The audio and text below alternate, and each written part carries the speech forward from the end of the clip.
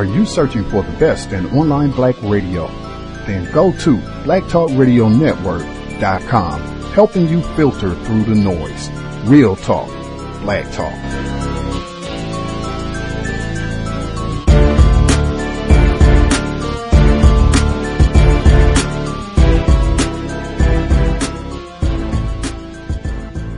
The internet is full of half-truths and all-out lies. We've all seen them, and many people on social media complaining about it. Here's your chance to show and prove. WorldAfropedia.com is a black-owned and operated encyclopedia.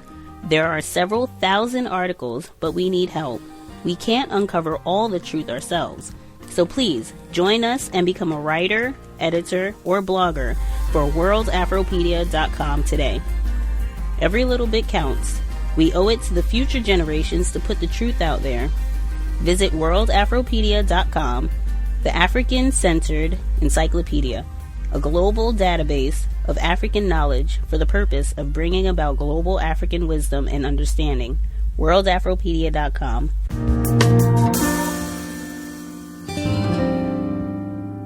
We end today's show by looking at a leaked FBI counterterrorism memo, which claims so-called black identity extremists pose a threat to law enforcement. That's according to Foreign Policy magazine, which obtained the document written by the FBI's Domestic Terrorism Analysis Unit.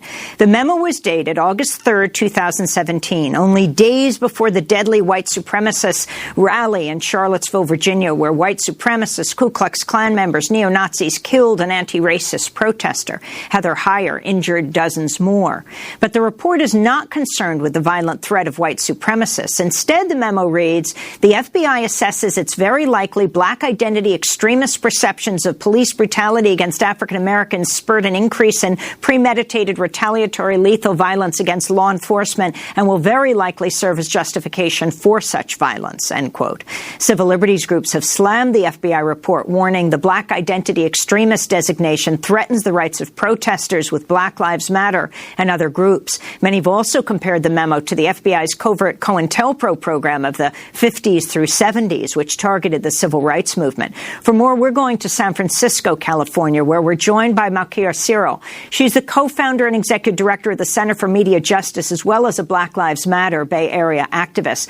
Malkia, welcome back to Democracy Now! Can you talk about this report and what your assessment is of this term they have used, black identity extremist?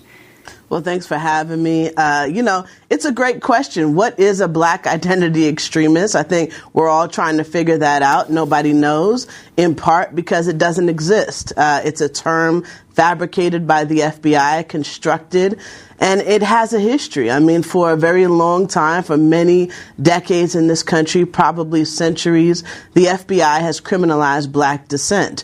We saw it through the COINTELPRO, the counterintelligence program, as you mentioned, in the 1950s, 60s, and 70s. We're seeing it again today. This term, this idea of black extremism coming up by the FBI, being used as a way to criminalize democratically protected speech and activity. It's wrong, it's erroneous, and it should be withdrawn. So what is your understanding of where it stands now? Right now, we don't know. I mean, that's part of the problem. We need some information from the FBI. It's clear that the FBI should provide an unredacted description. What do they mean by a black identity extremist? Right now, that description is pretty vague.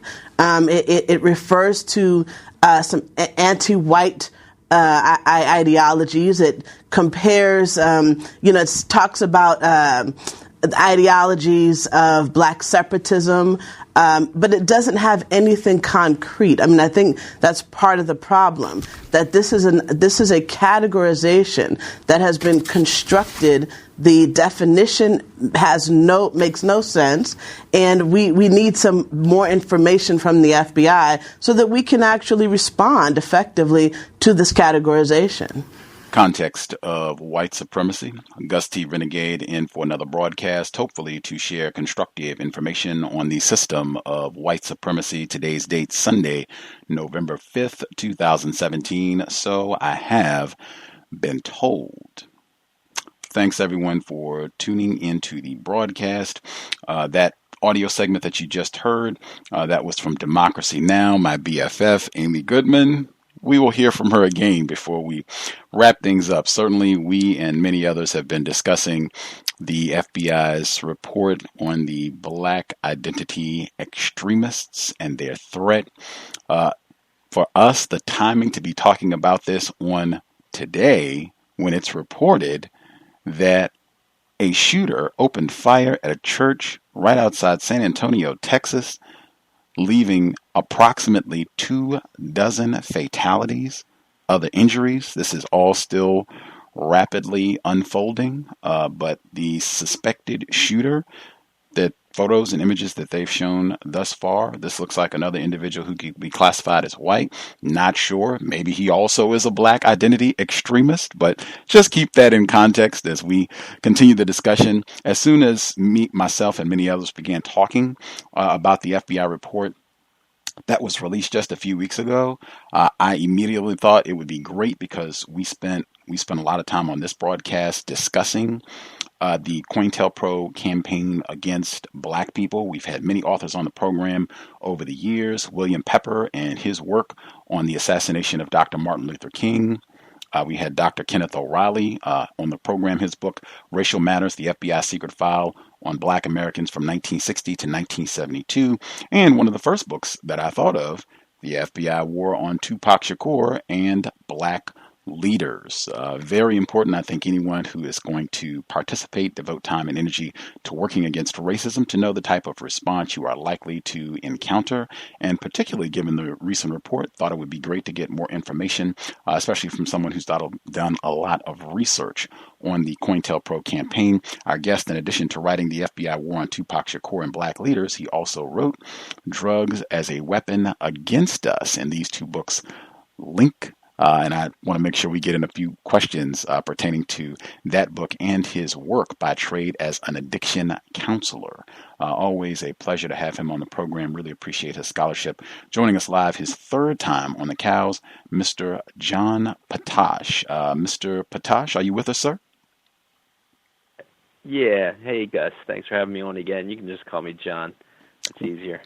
Will do. Thank you so much for sharing a bit of your time with us this evening. I want to hop right to it and encourage listeners, if you have a question, I see Red, formerly in Ohio, now in Nevada. If you have a question you want to ask Mr. John Potash, go ahead and get a hand up early. We'll only have him for about an hour or so do not dilly-dally or lag. Go ahead and get a hand up if you have a question. I also wanted to make sure I got in.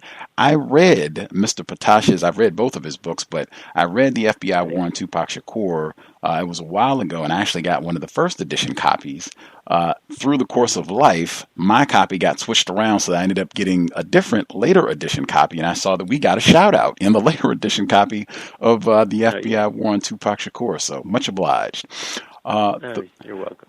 To start off, and folks can go back in the archives and get more detail. We spent the whole program talking about your first book in the title, FBI War on Tupac Shakur and Black Leaders. Why did you use the term war to describe the COINTEL program and this attack that you document that went on for decades?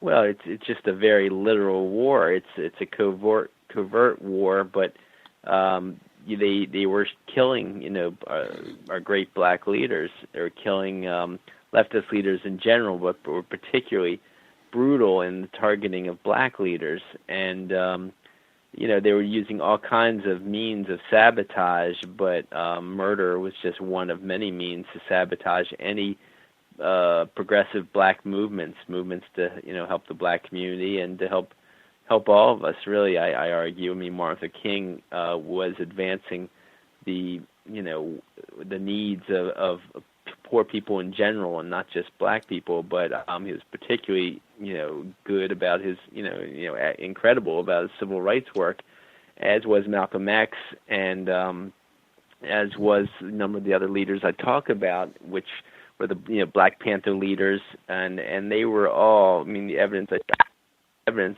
that they were all gunned down. A number of these black leaders, like the head of the Los Angeles Black Panthers, different other black, Fred Hampton, the Chicago Black Panther leader, And then into the 90s with the assassination, I argue, of Tupac Shakur, because he had been head of the New African Panthers, which was active in 8 to 10 cities when he was 18 years old before he became a rapper. But when he became a rapper, he only hid his activism behind this gangsta facade in order to appeal to gangs and politicize them in line with his Black Panther extended family that was doing that across the country. So this is, very literal war.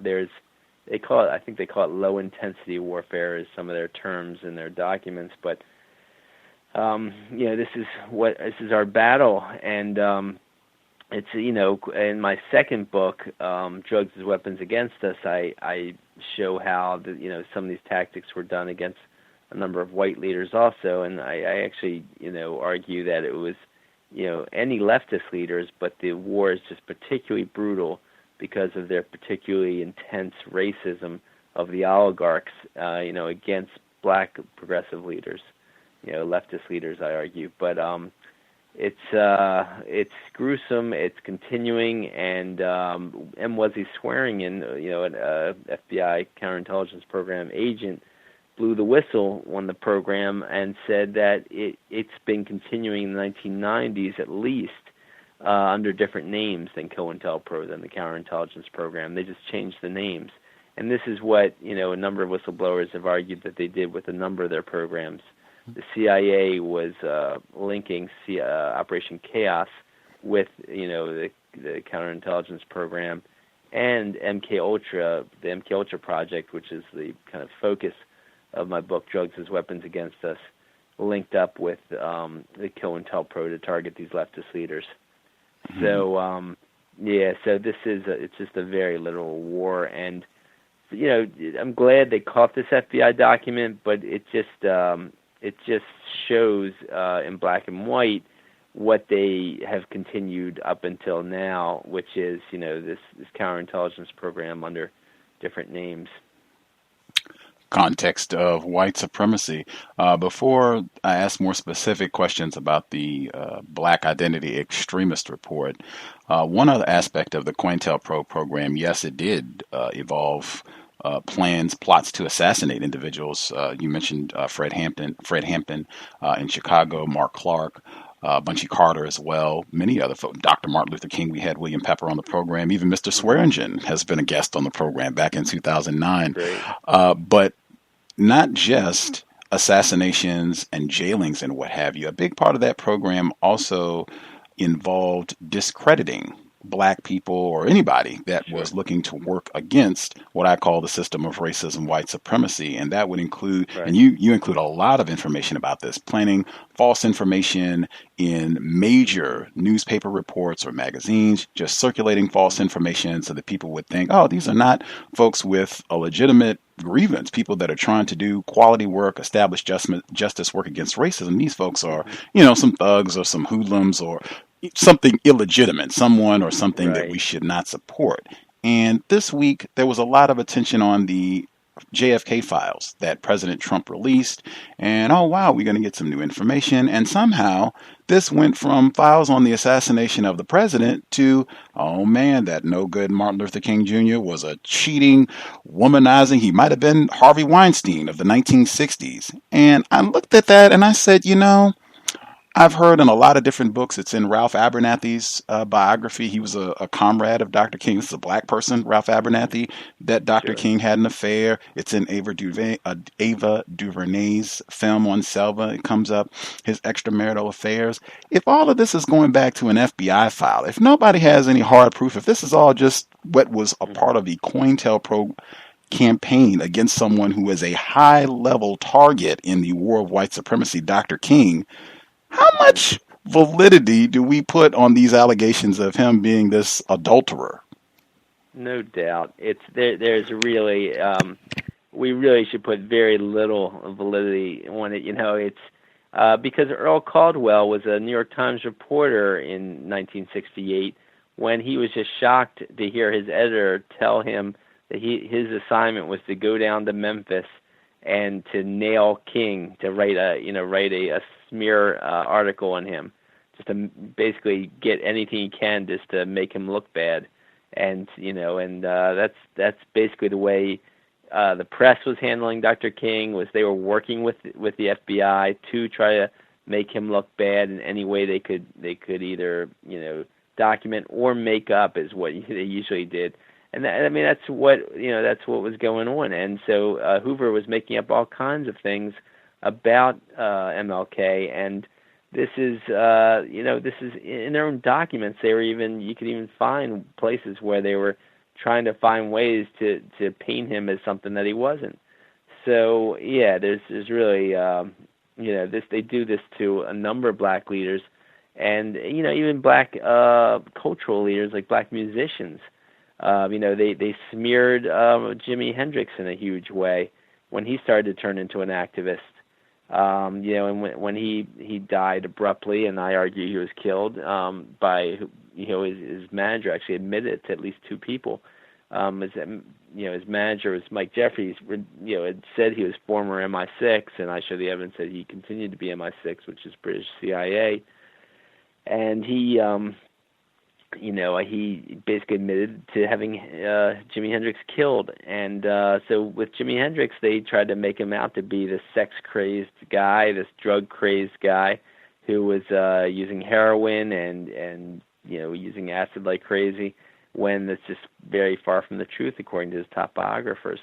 And so, they had a long FBI file on Jimi Hendrix because he was so influential. But they've done it to all black leaders. I'm sure, they were trying to smear Malcolm X also, in different ways before they assassinated him. And so this is their modus operandi. And so it is surprising that some substantial writers or activists would take these FBI files seriously when they say Martha King was involved in an orgy or something like that. It's most likely not true. It's most likely made up by Hoover and his men. You, in the FBI War on Tupac Shakur and Black Leaders, you have a whole chapter where you talk about killings happening at a specific time. Dr. King being killed a year to the day of him making a public speech against the Vietnam War. Mm-hmm. You argue similar circumstances with the killing of Huey P. Newton, co-founder of the Black Panther Party. When myself, and I might be a little bit ahead, but with this information coming about Dr. King, we are about 4 or 5 months away from the 50-year anniversary of the assassination of Dr. King, and having just went through the 50-year anniversary of the assassination of Malcolm X, and I saw that did get a lot of attention, and there were a lot of seminars and talking about him. Mm-hmm. These people have already been talked about a lot over the last 5 years with Black Lives Matter and connecting it to their struggle, as they say. Am I reaching to say that you might be seeing more of this? Oh, Dr. King, he had all those affairs and orgies as we get closer to the 50-year anniversary, to make sure it's not just, wow, they killed him 50 years ago, and how much have things changed, and continuing his struggle to divert some of that to, oh man, he was a womanizer. It's not that much difference between him and Harvey Weinstein. Yeah, no, I think it's a common tactic. Now, I really don't know Dr. King's sex life, and I really don't care, to be honest, but I would lean towards it being made up by FBI Director J. Edgar Hoover. The key is that one big anniversaries, when they come in the spotlight again, they try to smear these great leaders again, and that's what they've done. That's what they continue to do. And so Martin Luther King, you brought up the fact that Martin Luther King was killed in the exact year anniversary of him, making that famous speech in New York against the Vietnam War. And William Pepper, his close friend and political ally, and the King family's lawyer later in the 1990s, said in his book that it doesn't appear to be a coincidence that exactly on the exact 1 year anniversary of King's speech, he's assassinated. And I argue that in my second book, I argue that's because he was the first, or really the most prominent black leader to come out at that time against the Vietnam War. Of course, Malcolm X came out against the Vietnam War very early. And I argue that's part of the reason they assassinated, Malcolm X too. The oligarchs are drug traffickers. That's one of their biggest trades. I mean, besides being genocidal racists, they're major drug traffickers. That's the way they make a lot of their money. It's also the way they control us, by spreading drugs through our communities. And when the Vietnam War was over a obscure little area in Southeast Asia, what was the significance? The significance was it was around the Golden Triangle for producing, poppy fields, which produced opium and heroin. And that's why that was the longest war of its time. And then the next longest war that actually surpassed the Vietnam War in length was the Afghanistan War, and which is the area of what they call the Golden Crescent for poppy fields, and while the Vietnam area is called the Golden Triangle for producing poppy fields. And so, that's part of the reason, of course, besides just Martin Luther King's great activism, great leadership, great movements for the masses, for 99% of us who are trying to make, who like society to be better versus the 1%, they say, of course, of the wealthiest. And I think they are going to smear him again, though, on the 50th anniversary. I think you're right. That's what they tend to do. And the anniversary, whenever anyone else comes back in the limelight, some of our progressive great leaders, they smear them in some way or another. And they distort their history. They constantly just focus on Martin Luther King's I Had a Dream versus all his other great causes, too. So, Context of White Supremacy, our guest, John Potash, with the Black Identity Extremists report specifically, and you touched on this already somewhat with the COINTELPRO campaign, and many of our other guests who've been on the program, Dr. O'Reilly as well, pointed out that they used FBI agents, local enforcement agencies, different groups enforcing the system of white supremacy. They used a lot of these tactics against many individuals, but it seems that the worst, the most vile tactics were reserved for black people. And one thing that I think is really important with the Black Identity Extremist report, I scoff at the term blacks and Latinos or black and brown people. I don't use that phrase. I even encourage folks to not use the phrase. I didn't hear or read brown identity extremists. I didn't read or see or hear Latino identity extremists or black and brown identity extremists. It was black identity extremists. And I think that's really important in terms of not lumping in all quote unquote people of color or just everybody in as though everyone's treated the same when that is clearly not the case. Your response, Mr. Potash? Yeah, I agree with you. I mean, I think it's incredible. I mean, just the shooting of black people en masse by police for apparently no reason. I mean, a traffic stop and they're shooting someone. Someone running from a police officer shooting him in the back. I mean, this is just constant. How many? I think I read in 2015 alone there was over 100 unarmed shootings of black people. I think in if I'm not mistaken, well, I can't remember if this is actually just Baltimore or if it was the country in general. But either way, if it's the country in general, over 100 unarmed blacks shot by police and killed by police. It's just, it's genocidal numbers, and in 1 year alone, this is happening, so yes, it's first going after the African American population, or but it's not going to stop there. Even if it's less severe against other ethnic populations, it's going to happen against other ethnic populations too. It's just the same kind of the statement that was used.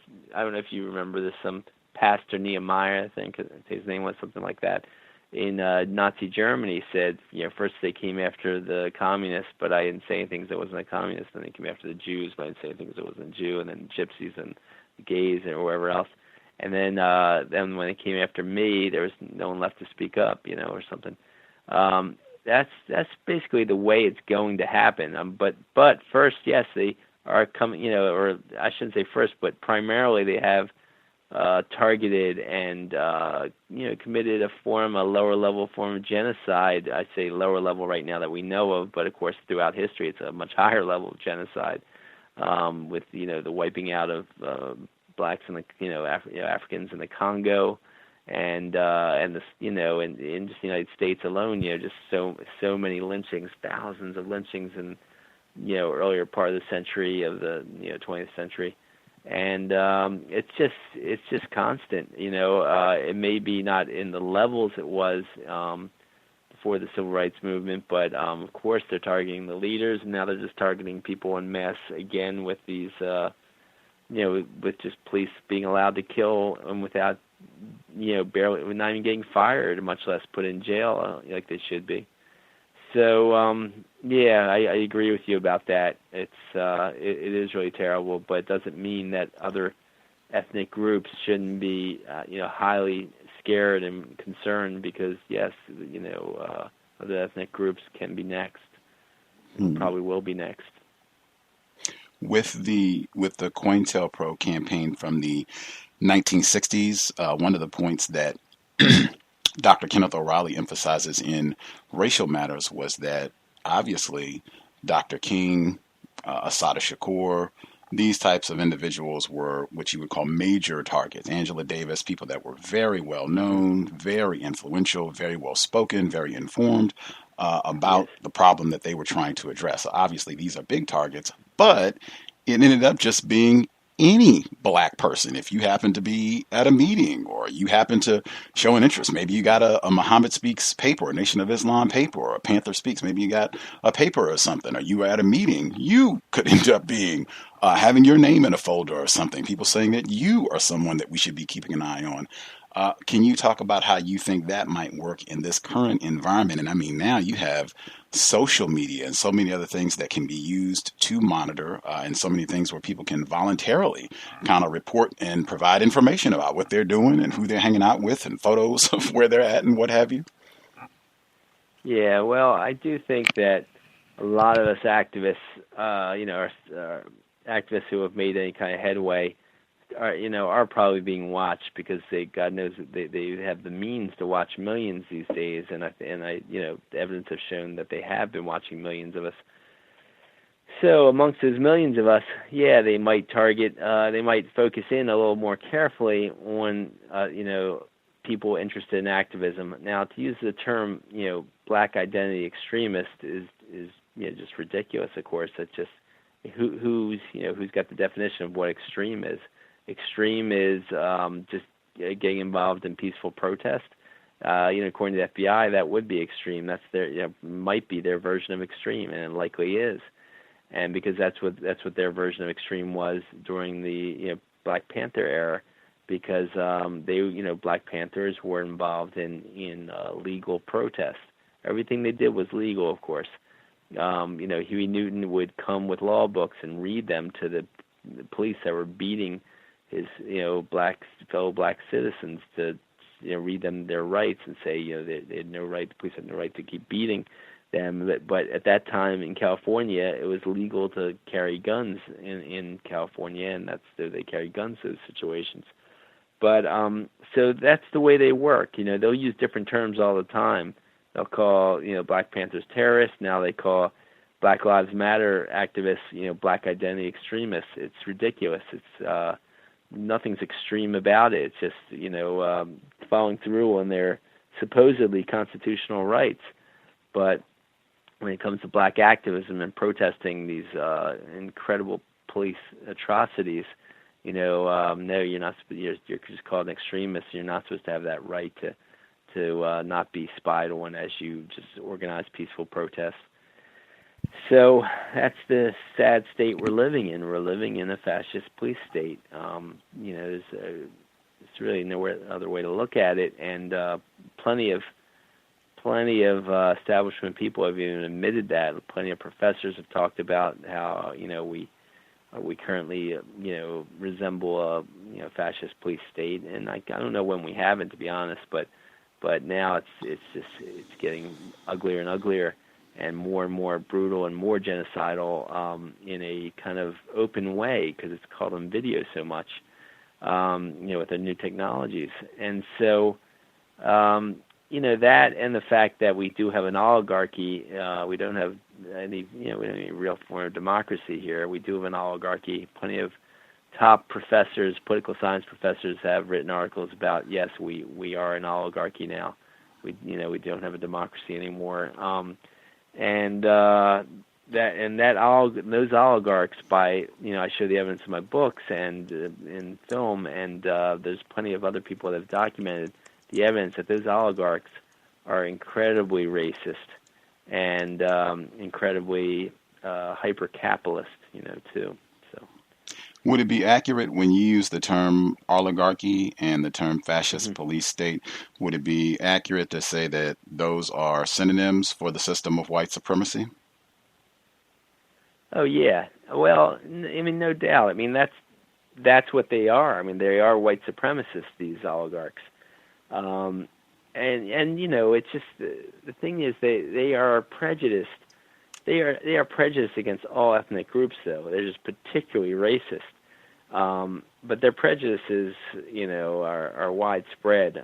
Their support of the Nazis was well known. There's loads of documentation for how much of this 1% oligarchical, society or whatever, supported the Nazis. Tons of award-winning journalists have documented this. Edwin Black just being one of them, but he probably did some of the best documentation. His most well-known book was IBM and the Holocaust, but his other book, War Against the Weak, just showed their level of prejudice. And so when they funded the rise of the Nazis, and then used them as a kill, basically directed them to kill about 27 million Soviet people in the Soviet Union. And in Oliver Stone's Untold History of the United States, he describes how the fact that they had maybe 1 or 2 battalions on the other side of the Nazis. So they just let them basically attack the Soviets without, with barely a resistance on the other front, on the other side, on the kind of western side of the Nazis. And then when the Soviets started beating them back, that's when the Allies, the Americans, got more involved, because they didn't want to see the Soviets overrun Germany and take over so much of Europe. So it just shows what that was about, and that war was really about. But then they saved. New York Times has even admitted at least 10,000 Nazis. Some described more than that. Some other journalists describe 20,000 or more, maybe 50,000. Some people say Nazis to be used in our spy programs, our CIA programs here in the United States, but also down to send them down to tens of thousands down to Latin America to control Latin America. So that was a huge war on Latin America. And hold on, I just wanted to hop in. Mr. Potage, I just wanted to hop in really quick because I know you're not going to be with the whole program. Sure. I appreciate the response to that question. I also wanted to get a response on the air. You are an addiction specialist, an addiction counselor by trade. Well, I'm a mental health counselor who happened to start with doing addictions, so that's my expertise. But I'm a mental health counselor in general, and handle a lot of different kinds of mental health problems. Yeah. Okay. When you were last on the program, and this was last year, you were talking about your second book, Drugs as a Weapon Against Us. We had a listener. Drugs as Weapons Against Us, yeah. Thank you. We had a listener, he wrote in, and I guess he had a critique about your views of what was presented on that broadcast. I wanted to read his response, and then just that way you could get an on-air response to what he had to say. So this person, Calvin Jones, he wrote and he said, I listened to a disturbing interview with John Potash, April 2016. Though he might be well-intended, Mr. Potash is just wrong about too many things that if followed, injure or beguile us. Mr. Potash alluded that Mr. Phil Smith in particular and Alternate in general are dupes, if not agents, of CIA-led or organized drug peddlers trying to injure black people via the wrong kind of drug message. I know Mr. Smith and I have written for this publication. I, like Mr. Smith, advocate legalization, not use of all drugs. We do so as a means first and foremost to end one important tool in the modern enslavement of black people, drug prohibition. Thus, I wrote my dissertation on the effects and causes of the drug war and investigated theories of drug addiction, the political economy of prisons, and more. Potage purports to be a drug counselor. He claims that marijuana use is associated with low motivation and dropping out of school. Such studies arguing this have been and are easily debunked. Furthermore, drug counseling is less effective than no treatment. I will be glad to show the studies on that. Thank you for your attention, Mr. Jones. Your response, John? Yeah, no, I didn't mean to impugn Alternet at it, by no means. No, I don't think Alternet is a tool for the CIA at all. I do wonder about Phil Smith because of the fact that when I first was trying to publish an article in 1995, in the spring of 1995, while Tupac Shakur was still alive, I was trying to publish an article on the FBI, what would be a FBI latter-day counterintelligence program targeting of Tupac Shakur. And I kept trying to submit it to the Covert Action Quarterly office. And when some of the top editors would come by, Phil Smith actually took me physically out of the office, led me out of the office, and would tell me why I shouldn't talk to that person who was walking by. It was Lou Wolf, who ended up in later years became a good friend of mine. Is one of the founding publishers of Covert Action Quarterly, and so Smith kept my article from them. Lou Wolf told me later that he never got my article from Phil Smith, and it wasn't until he physically got my article in his hands. They said, this is great. We've got to publish this about the FBI targeting of Tupac, and so he got it finally in 1998, and then published it then. But so I am concerned about Phil Smith. I'm not concerned about Alternet. I think they publish a lot of good articles. I do think they may be a little jaded and off about psychedelics.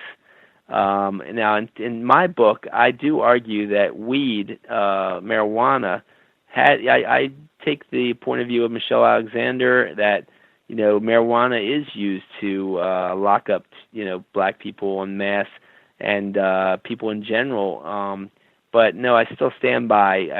I look, working as addictions counselor and reading studies, I disagree with them about, and my personal experience make me feel that no, marijuana does cause lower achievement, more apathy, more laziness. I almost dropped out of high school because of my weed problem. I almost failed out of high school, I should say. But I just barely passed, and then went on to do very well in college when I weaned down off of my weed problem. But counseling people, hundreds, if not thousands of people over the last 28 years, many with addictions. Of course, the number of people, as I say, in the last 10, 15, 20 years, I've been counseling people without addictions also, with other mental health problems. But with addictions, yes, I've seen loads of people who, yes, do worse because of smoking weed in high school. It's very common, and I disagree. He can say he's found studies that say it doesn't cause any problems with young people smoking weed in high school. I'm not talking about occasional smoking weed. I'm talking about regular smoking of weed. But when kids regularly smoke weed in high school, it's shown to change brain functioning and cause problems later in life in terms of just increasing addictions. So I just disagree with him on that. And Phil Smith, I don't know. Phil could be a fine, great, well-meaning guy. So I really don't know. I know what he did with me in my Tupac article. I also know that he published, he seems to be focused on a lot of articles that promote drugs in a positive way, and I just don't agree with that. And the MKUltra, the CIA's MKUltra program, whether they have anything to do with Phil Smith or not, I don't know for sure. I'm just saying that the MKUltra program did do everything they could to promote drugs, and people, whether Phil Smith is knowingly or unknowingly is following that same course, I can't be sure of why. I will say, though, that the that was the purpose of the CIA's MK Ultra program, and the CIA's MK Ultra program did have many front companies. Now, I don't think Alternet is a front company for the CIA. I think Alternet's a very good, positive outlet for news and politics. Phil Smith, on the other hand, I just don't know. I don't know what his angle is and what his where he's coming from. But the front companies of the CIA's MK Ultra program were the Human Ecology Fund and a number of other front companies. But today, they seem to be the group called MAPS, Multidisciplinary Association for Psychedelic Studies. I show all the links between MAPS and the CIA's MK Ultra program from the 60s. There's another a group called the Hefter Institute, which is also has links to the same people involved in MK Ultra. So I think that is still going on today, and I just disagree on that note on some of those things that your writer wrote in about. When we spoke with you last year, I asked you about cannabis legalization. It's legal in even more spots than it was when we spoke, more states than when we spoke about a year ago. When I asked you last year, you said you didn't really have an opinion in terms of legalization. It's been a year. Is that something that you've looked at? Do you have an assessment now in terms of whether legalizing cannabis would be a good thing to help beneficial to Black people specifically with regards to racist enforcement of drug prohibition? In terms of racist enforcement of drug prohibition, I think in that way I could see it possibly being a good thing, yeah. In terms of people using it en masse, that I'm not so sure. I can't say I think that's a very good thing. I think that's probably a little more negative, because it's just, it's like what, if you read Aldous Huxley's Brave New World and seen that Soma, it's just one of the many drugs to lull us along to get rolled over by the conservative forces. As we're more stoned, we're not as competent, we're not as sharp to carry out, our activist programs and activist projects. And so I just don't think it's going to help, our cause against the fascist forces if we're getting stoned all the time. So that's one opinion, but I don't know. Other people may disagree with that. It's just my opinion on that. If folks have a question they want to get into Mr. John Potash, the number is 641-715-3640 and the code 564943#. Press *6 if you would like to participate. Again, he will not be with us for the full broadcast, so do not lollygag. Go ahead and get a hand up and get your question in. The caller dialed in last four. This is retired firefighter in Florida. If you had a question, and since we have limited time, if folks could just get to your question, that would be super appreciated. Retired firefighter, if you had a question, proceed. Yes, the first question is, because I am forgetful, non-white Black person, are you a white male? I am a white male, yeah. Okay, my next question, logically speaking, would be, what is your intent with this information that you've been, I'm talking about your books, all of your writings. What is your ultimate reasoning for putting out this information? Well, my intent with the FBI war on Tupac Shakur and Black leaders was to partly use Tupac to show what was happening to this incredible young man, Tupac Shakur. He was an absolutely incredible genius, creative genius, and just genius of a guy, great activist and all that, to show what was happening to him, but also to reach young black people in general, to show them the incredible history of the Black Panthers, Martin Luther King, Malcolm X, and show them what could be done. But at the same time, the tactics that the fascists were using against the community to enable to help people stop this from happening again, to stop this from happening to any more Black leaders. With Drugs as Weapons Against Us, with the subtitle being The CIA's Murders Targeting of SDS, Panthers, Hendrix, Lennon, Cobain, Tupac, and other activists, I was trying to show all ethnic communities what's happening, what the way drugs is being used as a weapon in the fascist war against us, and how if we could get out of that drug world, then we could be better, do better things with our activism with a clearer mind, and show some of the tactics that were used through that world and through our musicians to try to make us think or act us or believe certain things that just weren't necessarily true and weren't for our benefit, but were for the oligarchs' benefit, and to fight the fascists better by realizing these things. So, yeah, that's my intent. Does that answer your question? Well, from what I'm hearing from that one particular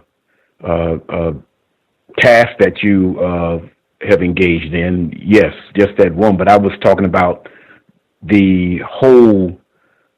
all of the books, all of the things that you're doing. What is your ultimate purpose for doing it, and what is the goal? To try to change society for the better, and that's my general goal. But basically, to help educate people to stop any more great leaders from being taken out by the fascists, to help us all, empower us all in ways, and to try to just stop these fascists and make society hopefully less racist, less more progressive, stop the wars, stop the genocide, and to create a better society. That's basically it. Yeah. Last question. Have you considered, to all of this that you're talking about, that it's primarily, ultimately, the people that's responsible for this problem, racism, white supremacy, is white people? And what are you doing to white people? What is your answer to this problem? Well, it's white supremacy. It's to constantly try to educate white people when get them in touch, get other white people in touch with their racism, help them understand their white privilege, help them understand the racist and hierarchical nature of our society, and how it keeps perpetuating this all these racial stereotypes, all these prejudices, and help them come to see things differently, see things as not to believe the oligarchs' propaganda, the racist propaganda that breeds more racism and breeds more of this race hatred.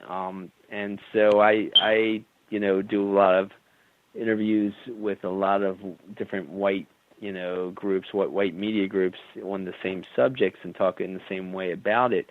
But so it's just to try to change his attitudes and turn things around.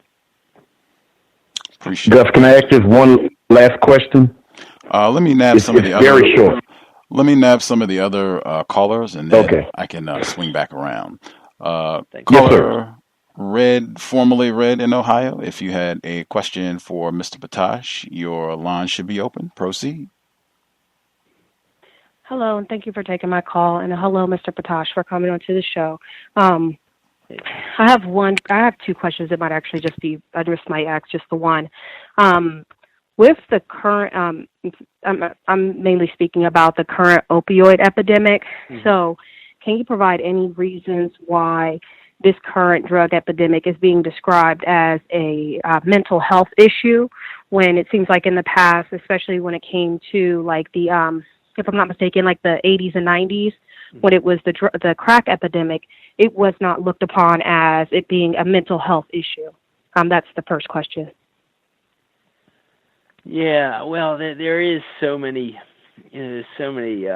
aspects of the crack cocaine problem that they, I look, all these drugs are being used as weapons against us.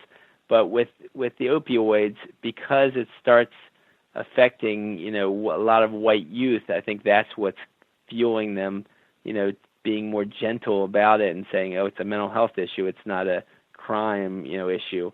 And when with crack, there is loads of evidence that, it was coming in from CIA assets in Latin America through CIA assets were then getting it into into the U.S. in the 80s and 90s, and you had a network that was trying to spread it through, I argue, a lot of black communities. Of course, it hit white communities too, but I think they were targeting into black communities in particular, and they were using it to fuel, gang wars, and they were promoting they were pushing the gangs. They were, I think, fueling the gang wars. People like Tupac Shakur were trying to stop the gang wars and get peace truces between the gangs. So I think there's a lot of racist elements to the way they approach, the opioid epidemic now versus the crack epidemic, in past decades. The crack still is a problem, of course, but so I think that's part of it for sure. But addictions in general is just a big mental health issue, and of course they want to I guess frame it in different ways depending on which population they're focusing on. All right, thank you. And the second question is, would you agree, once again speaking about the current epidemic, would you agree that the current opioid epidemic is an example of how white supremacy is a much bigger issue than classism? Because as you also mentioned, white people, and what I have been researching, it seems like more lower class white people are affected, and there are many states who are adopting policies using taxpayer money to combat the issue. Thank you, and I'll mute my line. Yeah, I don't know which one's automatically bigger, but white supremacy is, it's a huge issue, and if anyone tries to tell you it's the class issue is more important than the white supremacy issue, it's just, how do they know that, and where do they get that from? Why are they putting that above the white supremacy issue? It's just, I think that's wrong. I think it's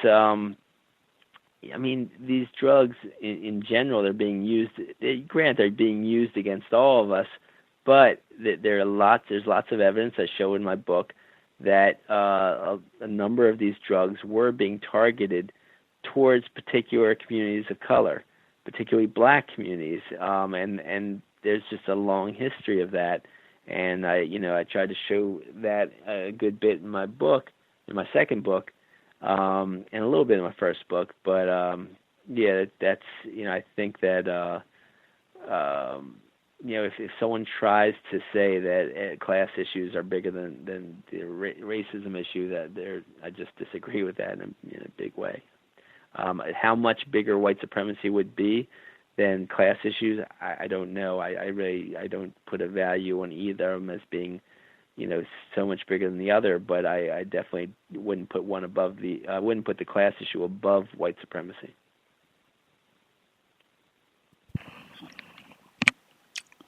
Appreciate the question, Red. Person who dialed in, last four digits, 9451. 9451. If you had a question, I think that's Thomas in New York. Sorry about that. Thomas in New York, if you had a question, your line should be open, sir. Good evening, Gus. Good evening, Mr. Potash. Your volume is kind of low. Guys, you can call me John, too. It's easy to call me John. Thank you, John. You're welcome. Sorry about that, Gus. Is this better? Yeah. Yes, sir. Okay, great. I would have, this first question I want to ask you is, you keep talking about fascism.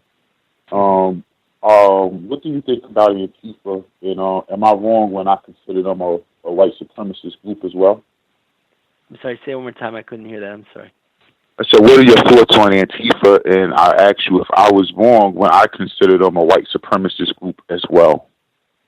I don't know Antifa well enough to comment on them. I'm sorry to say I've heard about them and I've read a little bit about them, but I don't know what exactly I get it's supposed to stand for anti-fascist, but I don't know enough about them to comment on them. Sorry about that.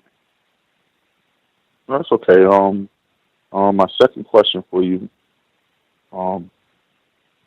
is the future plans of drugs in America. You spoke quite eloquently how the marijuana was more than likely a CIA op. Do you think that the heroin use, in particular in the black community, the use of drinking lean, do you think that's also a CIA plan? the last thing you said was drinking. Drinking a lot of the youth are drinking this codeine drink. Okay. Yeah, I do think that that opiate epidemic there, codeine, in drinks and heroin, it's all opiates. And yes, I do think that is a CIA plan, and that was, the CIA MKUltra program was using as many drugs as weapons as possible. I mean, that the MKUltra program, that basically what it was. Now, it's supposed to have stopped in 1963 or so, but really it was just JFK trying to close it down, and they just changed the name to something called MK Search. And then when people found out about that and they tried to close it down, they just changed the name again. As I said, same thing they did with the counterintelligence program. So those were all using a number of different drugs as weapons against the communities, but opiates is the longest running weapon they've used against communities. They call it the opiate. Karl Marx talked about the opiate of the masses. Basically, it was just sedating the masses, and that's what they did against China when the British, along with some of the American oligarchs who participated, had the opium war against China in the mid 1800s. They were trying to opiate the masses. They were forcing China to accept opium, into their country when China was trying to ban it and outlaw it. And the British won those wars, and the American oligarchs that were trading in the opium with them were some of the wealthiest people in our country right now. The Pierponts, the Russells, that Pierpont later became part of John Pierpont Morgan, J.P. Morgan, largest bank in the world, with J.P. Morgan Chase. So they were in the opium trade, for the last 200 years or so, at least. And so then they have the Vietnam War over the Golden Triangle, as I said, and then now the war in Afghanistan over the Golden Crescent, the poppy fields there. So it's just no coincidence that we're fighting whole wars over these poppy field regions, and then getting those huge amounts of those opiates, the heroin and the codeine and all that, and targeting communities of color with those drugs, and particularly black communities with those drugs. Did you have another question, Thomas, in New York? Was that it? Absolutely, Gus. This is real quick, sir. These two very quick, just 2-word answers. What do you think that, as a white person, what do you think white people feel more comfortable being called? White supremacists or white criminals? I don't know. I mean, I think white supremacist is like more accurate for whites in general, because I'd like to think that myself and some other whites are trying to fight the white supremacy, the white supremacist hierarchy in our country. But certainly a good percentage of the people at the top of the white supremacist hierarchy are criminals. And and the white cops, that are getting away with murder are incredible criminals. I'm not talking about people at the top. I'm talking about just as an overall. What would make you as a white man feel more comfortable if black people are calling you, all white people, white supremacists, or if they're calling them white criminals? What would make white supremacists would make them feel more comfortable? I guess, if I also speak for me, white supremacist. Okay, thank you. That's all. Appreciate that. The person that called in, last 4 digits, 8554. If you had commentary, proceed. Yes, I do. Hey, thanks for taking my call. My name is Derek. I'm calling from Chicago, Illinois. One quick comment to the last caller, Thomas, about the group Antifa. They're basically another offshoot. We don't. If a person asks a question to a white person, a non-white person is never supposed to answer. That's just counter-racist code that I go by. So if you have a question, I'm for sorry Mr. about Potage, that. No proceed. problem. Okay. No, but If you know about Antifa, though, I would like to hear more about it. I just don't know that much about them right now. Well, I was just going to say quickly that if you can get to your question, sir. If you can get to your question, sir. You can just give a question. Then I just didn't know Gus's rules. I'm sorry, Gus. Okay. Now, quick questions. What do you know about the death of Eazy-E? Was Jerry Heller connected with the death? And then number two, as far as Suge Knight is concerned, what was his direct connection with Tupac's death? Yeah, so it's a good question about Eazy-E because I just don't know. When I was writing these books, people would ask me about a lot of other characters, a lot of other people, and I just I had to limit the amount of research I did to get the books out and to make them in a readable form. So they weren't encyclopedias of activist musicians that were targeted, and so I just couldn't cover everybody's deaths. All I've heard about Eazy-E is he died of HIV-related issues. I don't know. I don't know how he got the HIV. I don't know. I've read things that people think that maybe someone gave him the HIV. I really don't know. I do know that the FBI had them under surveillance. NWA had tried to ban some of their concerts after they came out with their first album or their Straight Outta Compton album. I mean, saying fuck the police and all that. And so I do think that they were obviously under surveillance and being targeted.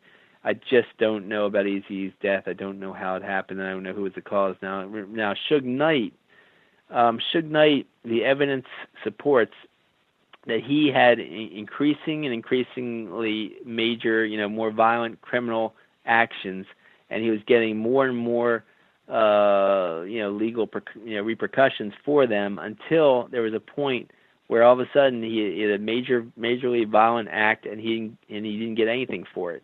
And I show that he kept committing violent acts, and they kept getting dismissed because it was that point that he was being used as a police undercover agent. They said, if you do this for us, you'll be kind of untouchable. And that's the way they did it with an undercover agent in the Chicago Black Panthers that set up Fred Hampton's assassination. And it's just the evidence shows that he was low on the U.S. intelligence totem pole, with Dave Kenner being much higher up, and even Reggie Wright Jr. being higher up because his father, Reggie Wright Sr., was head of the Compton Gang Police Division.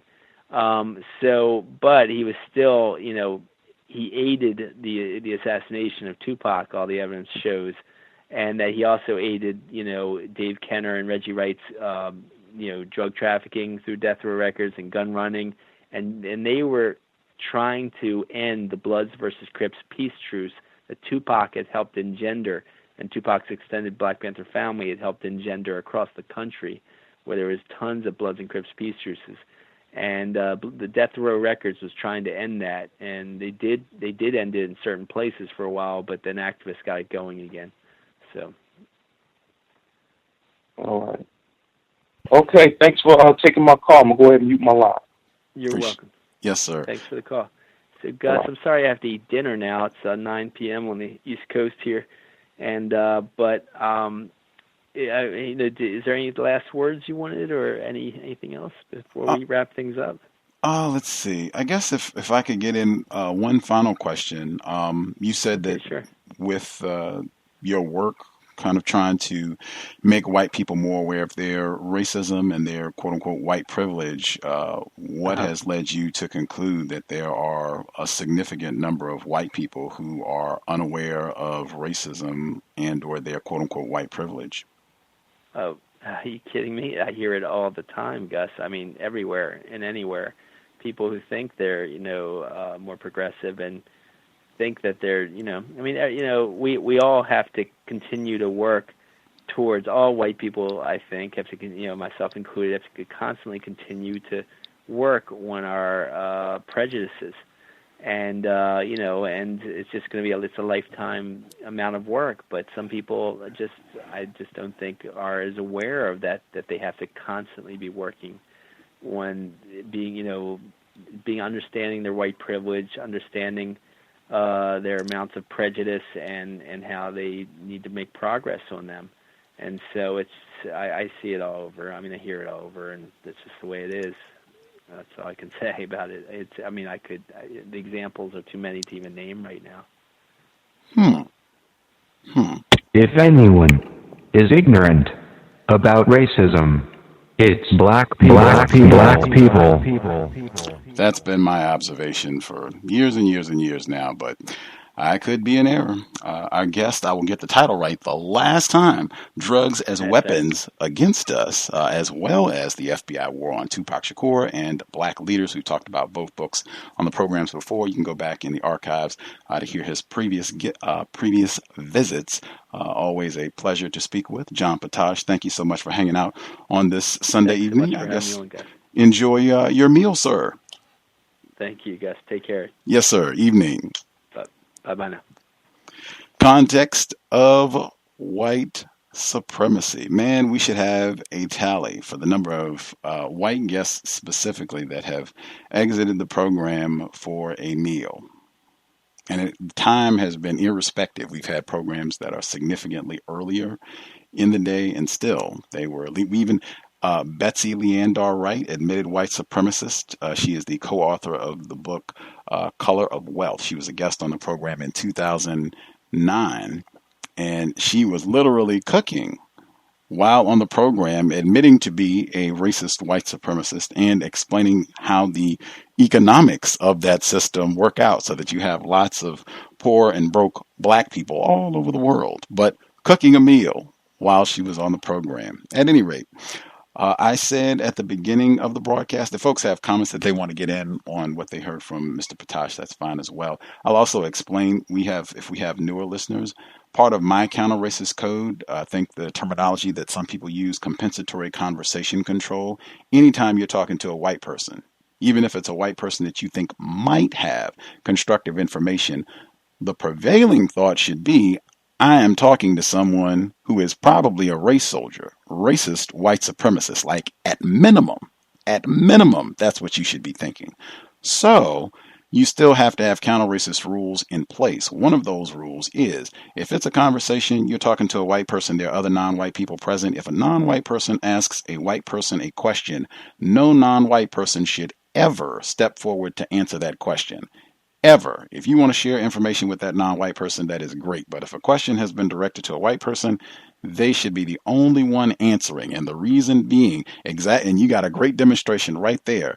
Mr. Potage was inviting the non-white person to come in and talk about this. Now, we have a limited amount of time to ask Mr. Potage questions. If non-white people are coming in and taking that time to ask their own questions, less time where he can be questioned about things, less time. And a lot of times what happens in these circumstances, when the non-white person, if they come in to answer that question and said, sometimes everything gets lost. The white person never even answers the question. It just goes on to something else. We might move on, to anything else can happen. I've seen that happen a lot. I just do that. And that is a habit. Many victims will be encouraged if we think the white person is going to lie, or we just have information to share. It's not saying that non-white people are stupid. It's just saying if we are asking a question of someone who is a racist suspect identified as white, that should be the only person to answer that question at the time the question is asked. Then you can share. If you have information you want to share, do that later. Now, that's explained. If folks have commentary they want to share on Mr. Potage, that is great. We can get that in. In fact, we'll go ahead and do that now. I do have, I wanted to continue with the clip that Amy Goodman was where she was discussing the Black Identity Extremists segment from just a few days ago. I want to play a little bit more of that, but I'll go ahead and get the commentary in from if folks have anything they want to share with regards to Mr. Potage. Folks can get that in now. In fact, I will lead the way. That right there is also another illustration. All of the people, and I mean, you can pile up everybody. This is why I said this is one I've come to a conclusion on. You're probably not going to hear Gus have any much more to say about this because I've already discussed this before. I've made a conclusion. I'm not trying to convince anyone. I'm just pointing out obvious logic to me. I did not hear Mr. Potage switch to use the term white supremacy. It's not in the title of his book. I heard oligarchs, conservatives, prejudice, white privilege even, all over the place, not white supremacy. Nothing about his conduct, even upon asking directly. When you say oligarchy, oligarchs, racist, fascists, is that equivalent? Is that synonymous with the system of white supremacy? Yeah, well, yeah, they're racist. Even then he didn't switch to white supremacist. He, in my view, he knows that's the most accurate term. That is what we're having. It's no argument. It's no discussion about capitalism is close and all this other stuff. What is dominating the war, from the title from his book, the war is the system of white supremacy, and dominating black people in particular, everybody that's classified as non-white. I have never in my life seen any evidence that, oh yeah, white people are quote unquote empowered, they feel better. Nothing about them is approving, accepting, glad to see non-white people using the term white supremacy. Consistently, what I've heard is exactly that. They will use a variety of other terms, more, and they'll just keep continuing as the conversation goes on. White privilege, conservatives, radicals, left wing, right wing, fascists, you name it. They'll just keep adding them on. Bigots, they'll just keep rolling right on, but they will not be saying white supremacists, system of whites. They will not be doing that, in my opinion, because that's accurate. You have a system put together by deception.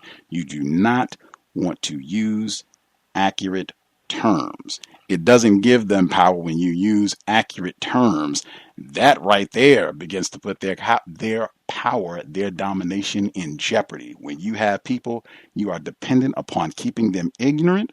When they start using terms that reveal truth, wow, that could be a problem. Just my opinion, and I would have to put in for the record, in my view, major act of racism. Whites there, just in the use of terms.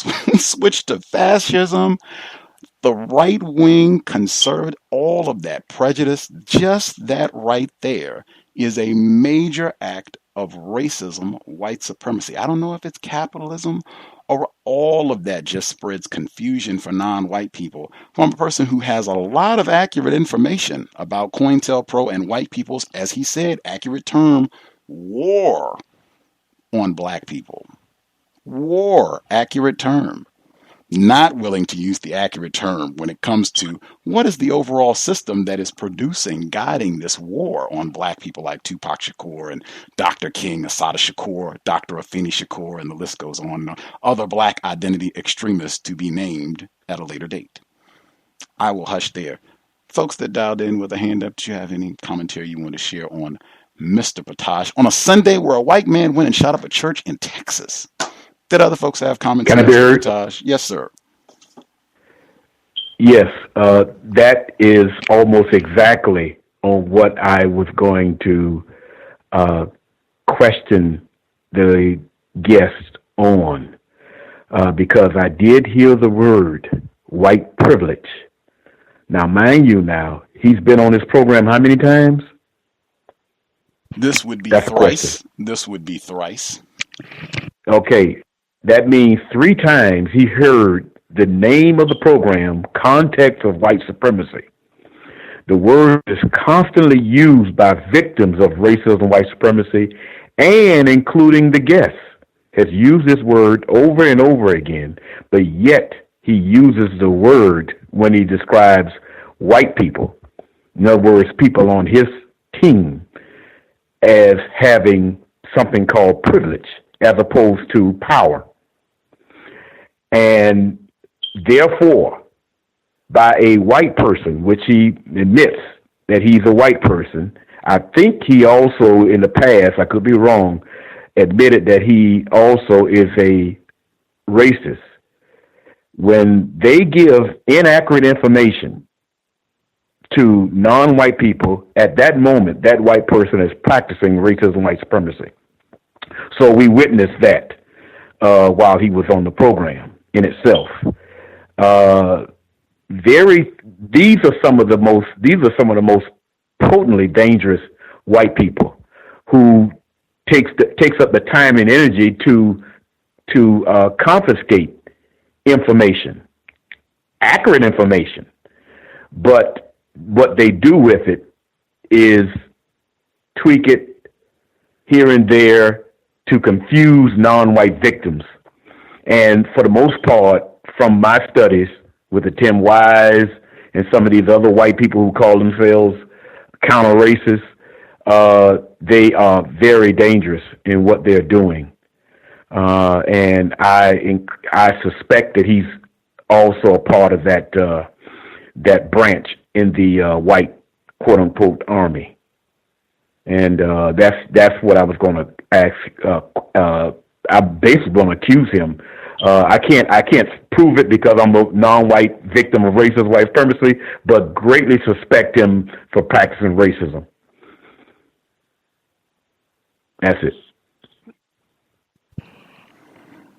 Heard? Red now in Nevada.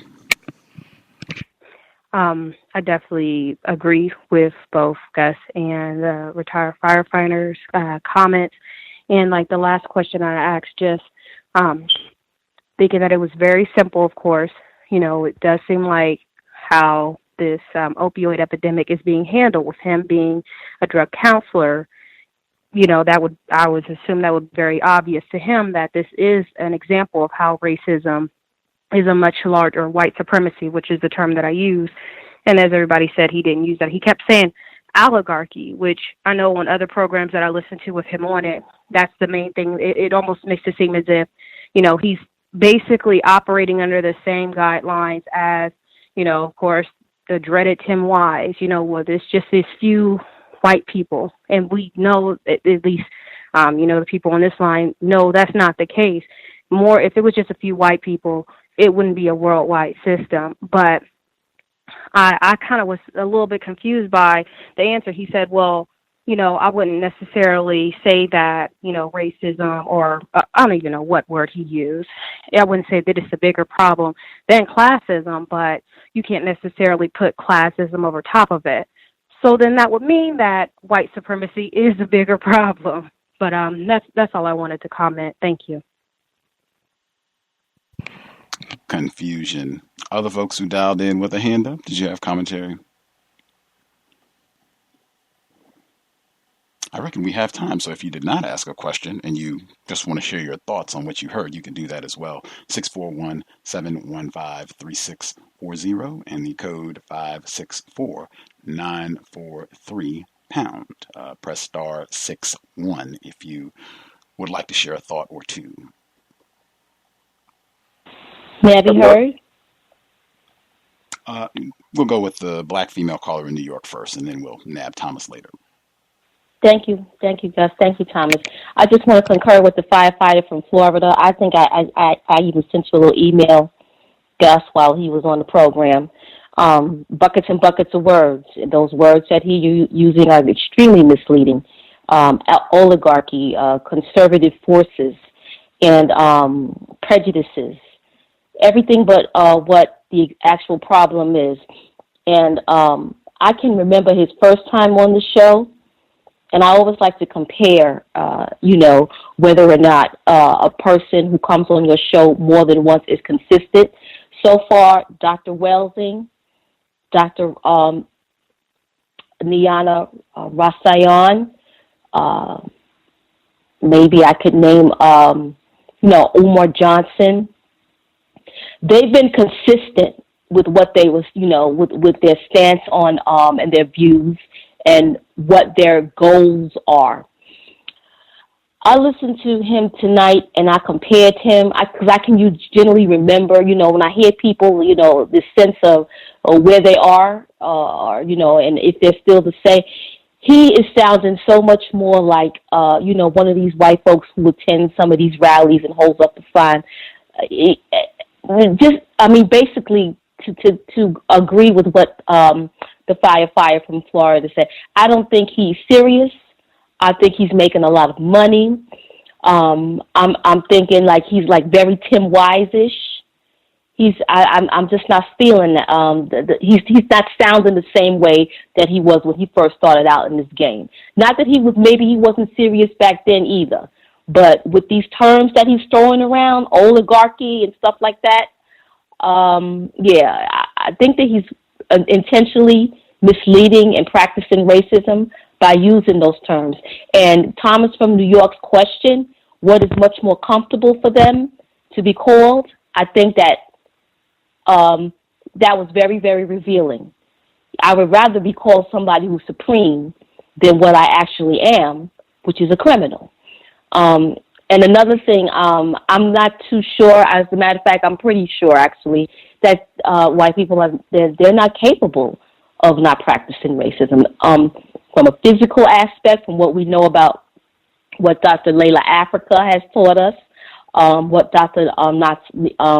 Rastayan has taught us, about our physical makeups, and about also from what Dr. Welsing has taught us about the migration, how they migrated from one area of the earth into another area of the earth, and the phenotypes and things of that prevent them from feeling that level of humanity and physically and spiritually that won't allow them to act civilly towards other human beings. So I just don't believe that they're capable of it. But anyway, I won't ramble on. Thank you for taking my call, Gus. Yes, ma'am. Thomas in New York. Great examples of white obfuscation, not dealing with the problem, switching the topic, never getting a straight answer. He has become much more refined over the years in his ability to push his, racist agenda. So I agree with the callers, everyone who's spoken so far. And however, I don't think that he was being very accurate with my question about what he would rather be called. But as Brother Derek is still there, and thus less Tom proceeds, I would love to hear what he was going to say before. And I agree with you, Gus. We don't help white people, especially by giving them information. I mean, we see who owns Google. They got all the information in the world. They don't need it from us. But I would love to hear what Derek had to say. Thank you. Are you with us, sir? Did you want to comment, Derek? Derek, did you want to comment, sir? Are you here? Yeah, can you hear me? Yes, sir. Proceed. Yeah, like I said, forgive me, because like I said, this is my first time calling into the show, so I didn't know. No apologies. No apologies. No apologies. Right. To answer Brother Thomas's question, I was actually with, he knows what I'm talking about, Brother Robert X last night here in Chicago. We had a forum, and we were talking about the white supremacist group Antifa. So basically, Antifa is one of the many white supremacist groups that George Soros is funding to fight against the Trump paradigm. So that's basically all of what I wanted to say, because we were discussing this particular issue last night. So I don't know if that answers Brother Thomas's question or not. Yes, you did, man. You said my love and regards to Brother Robert at Home. Tutmost from New York says of his regards. Thank you, Brother Derek. All right, no problem.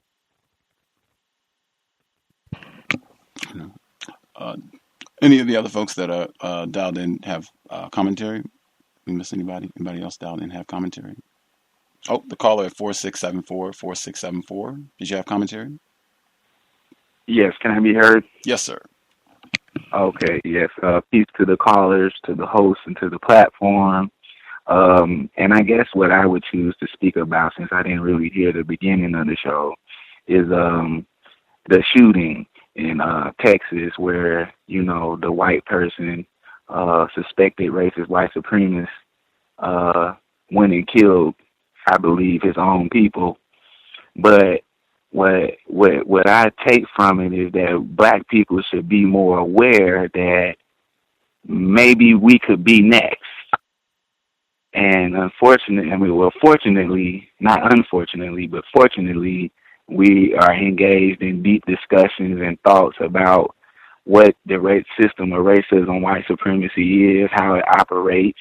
And I think now that we are in a time that we this group of black people or whoever, the more clear we're expressing ourselves about that system, we can probably affect our reality. But the guy that killed the people, I want to know more about, his ideologies. Was he close to being a racist white supremacist in all reality, or what, white nationalist or whatever. And I noticed that the details was coming out very slow about what happened.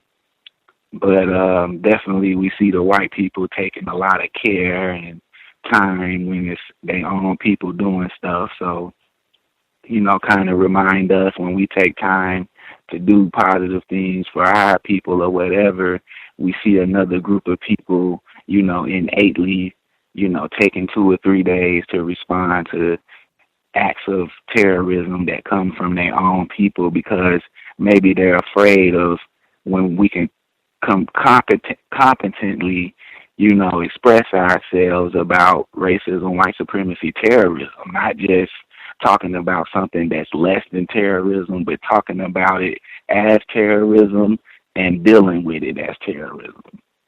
So just like we see other nations and countries and groups of people doing, I think it's time that black people can start to talk and act upon in self-defense their terrorism. That's all I wanted to say. The shooting, the suspect named Devin Kelly, that's the individual that they've identified as the suspected killer in this instance, that from the reports they said police shot and killed him. I guess he fled the scene of the original shooting at the church in Texas. This is supposed to be near the San Antonio area in Texas that happened today at a church. The church looks to be predominantly white, First Baptist Church of Sutherland Springs, Texas. I posted the link on our Facebook page today, at least from the photos on their Facebook page from before today. It looks like a small congregation. When I say small, like less than 100 people, of mostly whites from the images that I saw. But I'm sure they'll have more details to come in the next few days or what have you. But at least from the initial reports that I saw at the time that we went on air, I did not see anything identifying this as an act of terrorism or a white identity extremist. In the image that they showed from his Facebook page, he had some sort of firearm. It looked like some sort of assault weapon on his Facebook page. He had that actually in a picture of 2 very small children. When I say small children, like younger than 3, it looked like on his Facebook page, the person who's the alleged gunman at this point. But just another Sunday in the system of racism, white supremacy.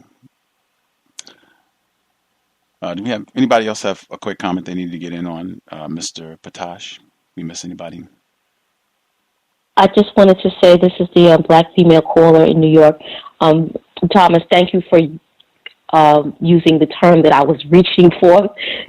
I'm still a victim. I couldn't use the words that I needed to use, and that word was refined to describe Mr. Potash's behavior and his words compared to the first time he was on the show and the second one.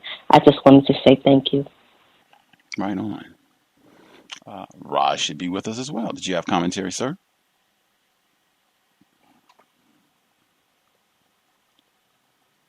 Not hearing you. If you hit your mute button. Maybe he's not in a spot. Yes, hello? Oh, okay. We can hear you. Yes, sir. Yeah, I'm sorry. I was up here talking, thinking I unmuted myself. I apologize. Greetings to you and to the other callers and listeners. Great show. I didn't get to ask a question, but I did hear a later portion of the conversation. I think I came on at about maybe 20 minutes after.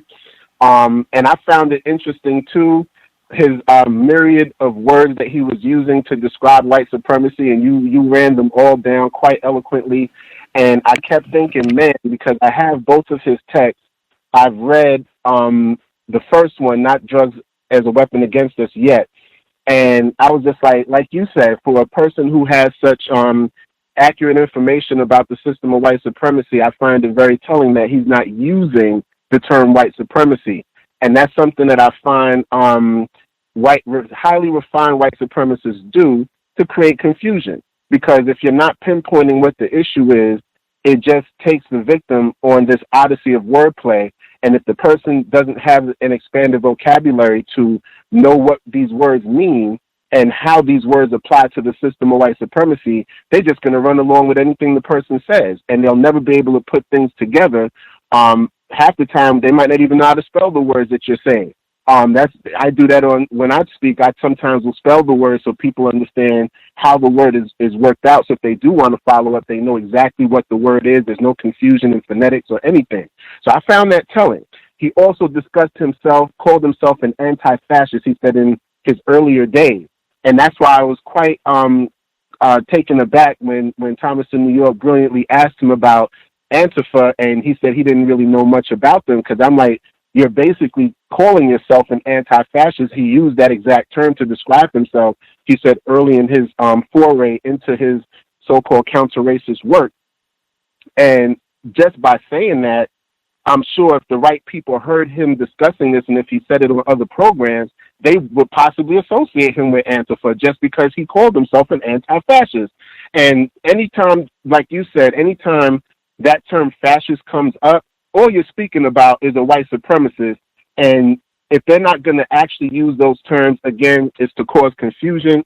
I do highly agree. I'm so glad that when he did, and I find it's something that white people do quite often as well, is that they will utilize a black person and showcase them in a way that shields them from having to speak to a question that they're asked. So when Derek wanted to explain what this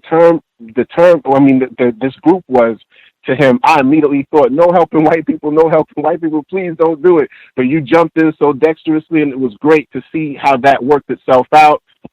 Definitely he was going to use up that time by allowing Derek to speak to what that was, since he claims he doesn't know what this is, what this group is about, and more about them, which is fine.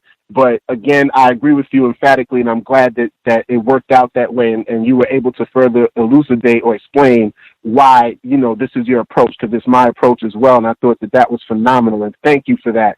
I'm glad it's recorded so other people can hear this down the road. And when I think it was Red who brought up the fact that he was comfortable being called a white supremacist than a white criminal, I have a slightly different take on that, but I do kind of agree with her, but I have a slightly different take. Now, because he was so refined to use all those words that he used to describe white supremacy and not actually say white supremacy, because on a few occasions, you, Gus, chimed in and said, would that be synonymous with white supremacy or the system of white supremacy? And he would answer affirmative every time.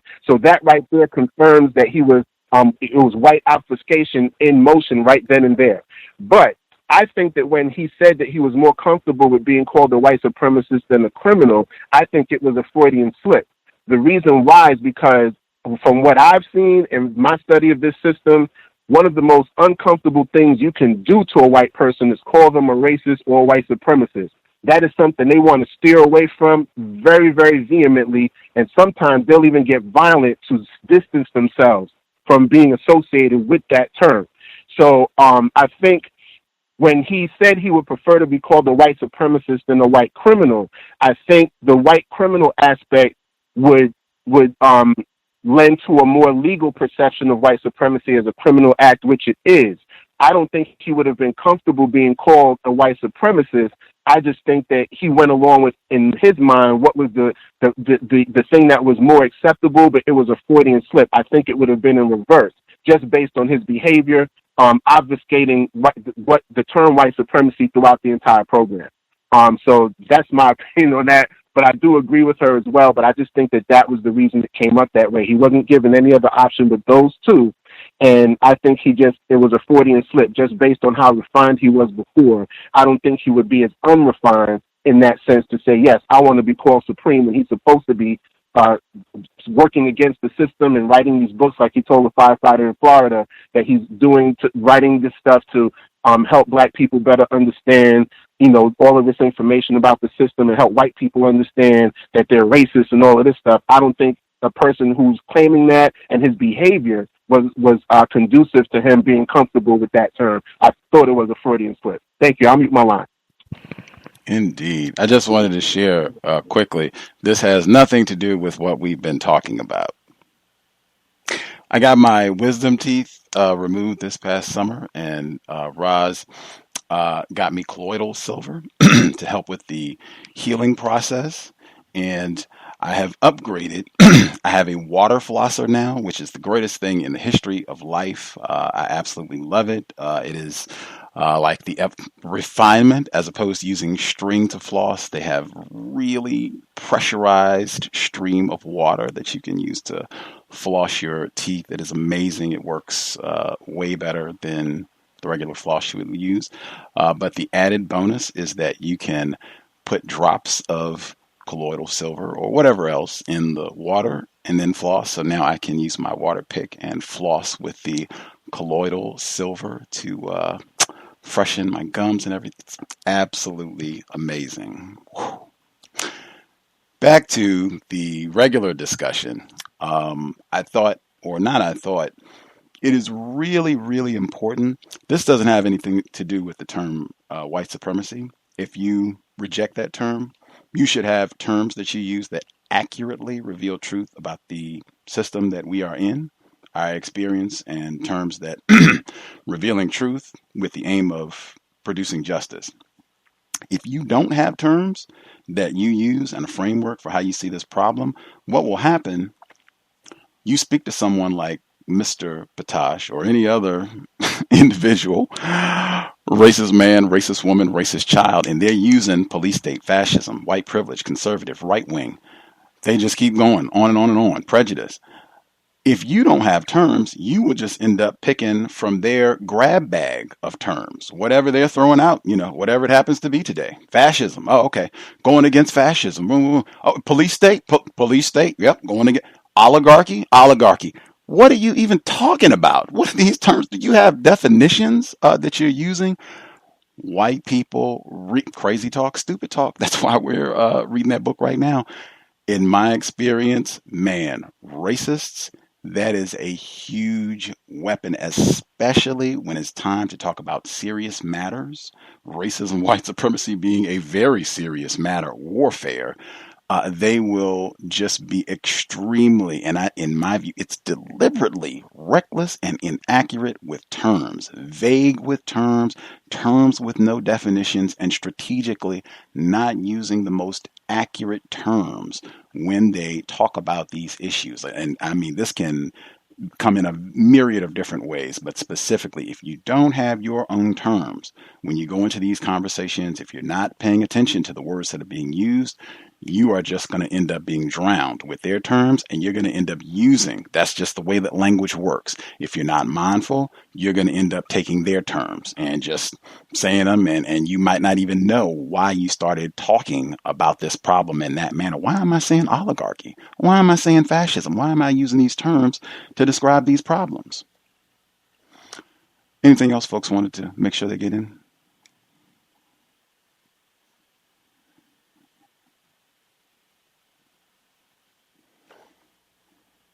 Satisfied the... Oh. Can I be heard? Yes, sir. I would just like to say that I would wonder if he was in any type of fraternity, any type of Elks Club, or whether he was a Freemason. I don't know. I know that he will be pretty legit, though. He has the foreword for his first book was written by Pam Africa and Mumia Abu Jamal, so he will have lots of street cred to authenticate as he goes along. Incidentally, our shout out in the foreword. The shout out in the foreword of the book, it does not say Context of White Supremacy. It says cows. You were going to speak, Roz? Yes. It was great that you discussed the fact that Pam Africa wrote the foreword, because to me, that was the equivalent to what he did with Derek this evening. So her being the gateway to explaining things that he couldn't explain, she's going to also be an attractant for Black people who are studying the system of white supremacy to either buy his book or read his book. And then he's going into what he's discussing. no different than when he couldn't answer the question and Derek chimed in. When he did chime in, he was taking that opportunity to place Derek between himself and us as we were asking the question, and you caught it, and your mental dexterity was so perfect. It was awesome to just bear witness to it on this call this evening. So thank you.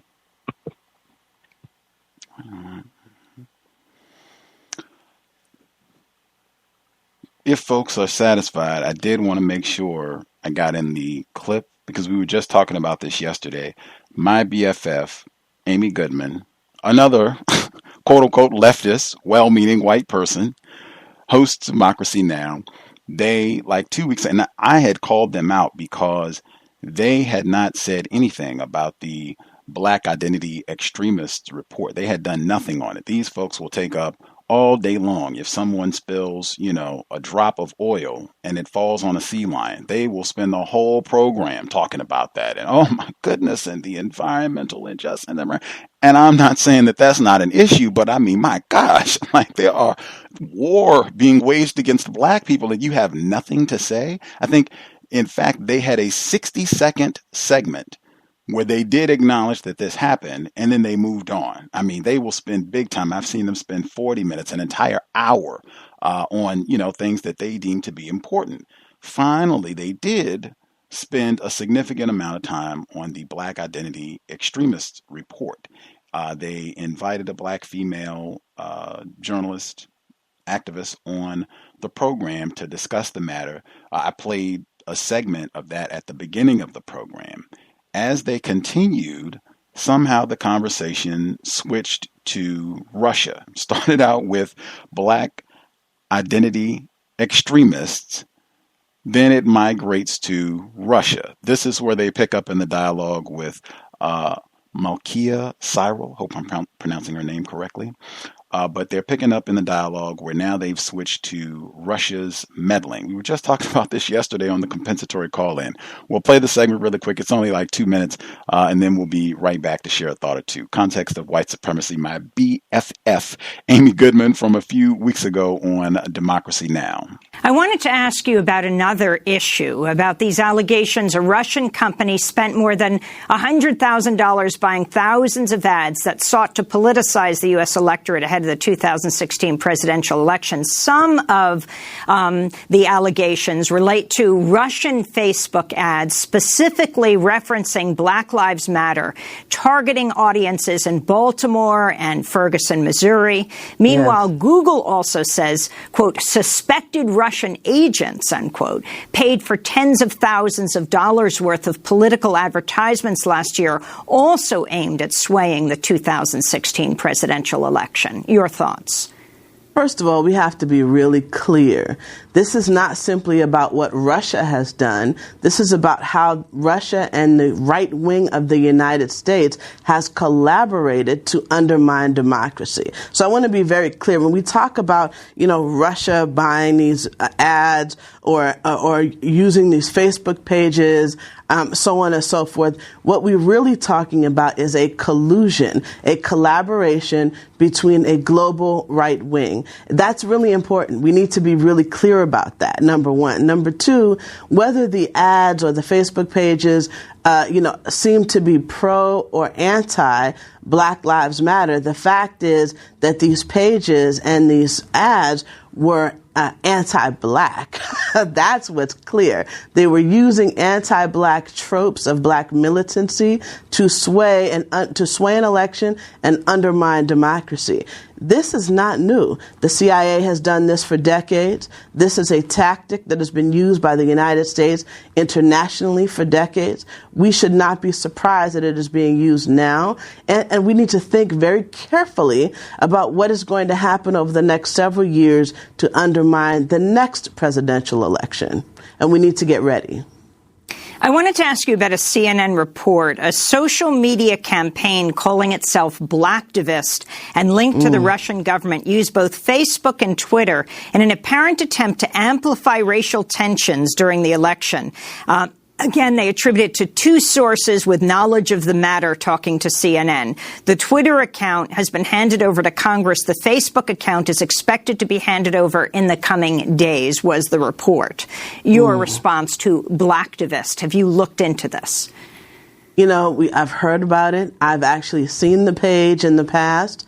I spend a lot of time working on social media issues and looking at possibly fake pages that talk about black issues, trying to weed them out from pages that are related to real on-the-ground organizations. And what we've seen is, interestingly, while this has come to light, the Blacktivist page has come to light as being associated with this disinformation campaign, it's clear that this is just the tip of the iceberg. There are dozens of fake pages on Facebook, dozens of fake accounts on Twitter that claim to be related to some black movement, but in fact are not. What we need to be is very careful, making sure that the pages we follow, the accounts we follow, are actually connected to real organizations that are doing real work on the ground. And it's hard to do. It means that Facebook and Twitter have to take real responsibility for this kind of disinformation on their site, really do something to protect black activists who are working on their site, and differentiate between the fake pages and the real pages, because it has real consequences for black activism. Malkia Cyril, for young people who may not be familiar with COINTELPRO, you certainly are. Can you talk about your own family experience? We have just about a minute. Context of white supremacy, time and energy. Emphasize that on the program a lot. Use of time and energy. You have to really be mindful of how time and energy is used. Dr. John Henrik Clarke, that is one of the things that he said towards the end of his life. Nobody has an infinite amount of time. He said, knowing what I know now, I would not have allowed people to waste my time.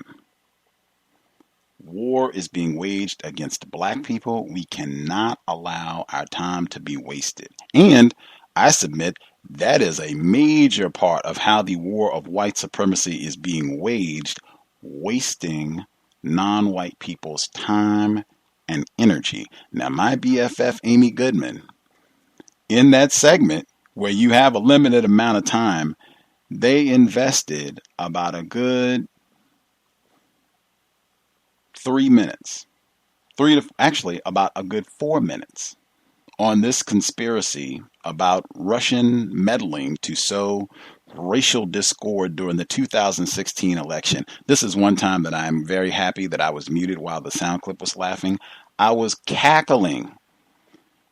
The Russians are accused of meddling to sow racial discord and spending a whopping tens of thousands of dollars on the election on these sites to sow racial discord, when you had a person running for president who was saying build a wall, who called black teens a gang of wolves, wilding, that was what it was, the New York Central Park 5 case, that these teens were wilding, and he wanted to bring the death penalty back. So got a whole front page ad. This guy, while he is running for president and his opposition has referred to black people as super predators, you're accusing the Russians, people on the other side of the planet, of trying to sow racial discord. And you had black people being mauled. Did people remember that during the primaries when they were going to Trump rallies and black people were being punched and they were getting this on video? But the Russians are attempting, it's absolute folly. And they wasted 4 minutes to, I have no idea. I could be ignorant. I have been greatly victimized under the system of white supremacy. I have no idea how that relates to the Federal Bureau of Investigation has a report identifying black identity extremists as a violent threat. What does that have to do with Russians allegedly purchasing these websites? If I just am too ignorant to make that connection, help me, please. But they invested 4 minutes on that. And then your family was a victim to the COINTELPRO program, a victim of the COINTELPRO program. We only got about a minute left, so as much as you want to say on that in 1 minute, I would have much rather we'll save 30 seconds for our nutty Russian conspiracy, and that way we can devote 4.5 minutes to what happened to your family. Let's get as much detail on that as possible about real victims of being identified as a black identity extremist. Another reason why I say Amy Goodman, another one. Good, kindly, well-meaning white person. Nothing could be further from the truth. One of the most dangerous arms in the system of racism, white supremacy. They have paired her with another one of the greats in white supremacy, Bill Maher. She'll be on his program. They'll have them together where it'll be two whites who are fighting the good fight, liberals, left wing, trying to bring down Trump and the oligarchy. They'll use those same type of terms too that you heard from Mr. Potash on the program. I will hush there. Do we have any comments on the segment from Democracy Now? Yes. Can I be heard? Yes, sir. One quick point. When it comes to this, the past election and the Russia hacking and everything, I don't know. It's a deeper paradigm within the system, white supremacy, in terms of seeing two groups of white people fighting each other. And we were discussing this last night in our forum here that's a fight that black people of color need to step away from it and just step back and reorganize ourselves in terms of fighting the system, white supremacy. But it's just basically two groups of white people fighting each other, and that's just something that people of non-colored should, stay out of. And that's just my thoughts on it. At minimum, following logic. We were talking about this just last night. Absolutely. Anybody else? If anybody sees the connection between the Black Identity Extremists report and then these allegations of Russian espionage, if you see that connection, you can share. Can I be heard? Yes, sir. Yes. I definitely see. To me, it's almost like a resurrection of the Cold War. They would connect black groups to Marxism and Mao Zedong and of course ultimately communism, and use that as a pretext. So this is just, to me, just a modern refined version of the same thing. You're connecting them to the Russians, which again would just tie into that whole Cold War concept being resurrected, and black people being an insurgent population that's connected to this other country that we have these horrible historical relations with, as far as the Cold War and all the things that went along with it. So to me, that's where the connection is. It's just a modernized, refined version of that sort of tactic. Also, I think that's one thing that white supremacy has mastered, is the art of diversion of our attention, to pay attention to things that are not really important, while really important events are taking place right in front of us, but yet our attention might be diverted because we're watching Empire, or we're paying attention to some nonsense about Russia hacking the elections here, or whatever else they put in front of us, the shooting of the 500 people in Nevada. All of these things were things that were allowed to happen to take our attention away, while Donald Trump and other people who are against Donald Trump in the white war that Derek was just discussing, all of these things are taking place, and our attention is diverted. So by the time we redirect our attention in the right direction, things have already happened that are beyond our control or our ability to understand. And that's, again, further confusion. And this system, the linchpin in white supremacy, is deception and confusion. So that's really just watching it play out if your attention goes towards the wrong directive and you're not paying attention to what's really, really important. Thank you. I'll mute my line. Indeed. Any other comments folks want to make sure they get in?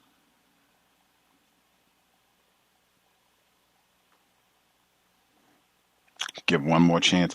We should be here tomorrow. That would be Monday evening, 8 p.m. Eastern, 5 p.m. Pacific.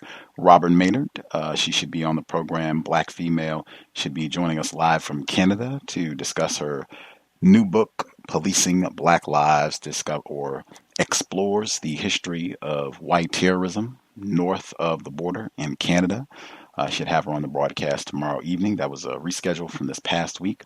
I always enjoy speaking to Black people in different parts of the world. I think it is very, very important that we understand this is a global problem, global system. This is not something isolated to one specific spot, not something that you can run from, and that I think you begin to look at the problem that way, I think you can get a much more accurate assessment of what it means to be white for anybody, John Potash or anyone on the planet classified as white.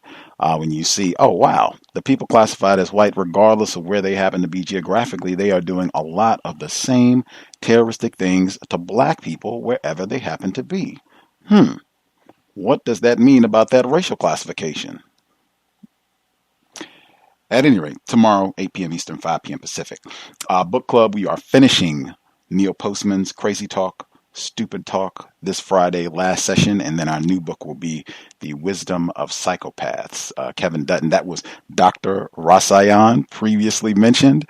He recommended that book, I believe it was 2012. He recommended that book. We were supposed to do it on the book club, and I don't know what happened. It just kept getting stalled. I think it finished second a number of times when listeners voted on what book we were going to do, but we will get that crossed off the list. I'm sure he will be happy. We might even be able to get him to give us a few thoughts to keep in mind as we read. But Kevin, that'll be not this coming Friday, but a Friday like almost 2 weeks from now. This Friday, we're finishing Crazy Talk, Stupid Talk, Neil Postman, which I have greatly enjoyed.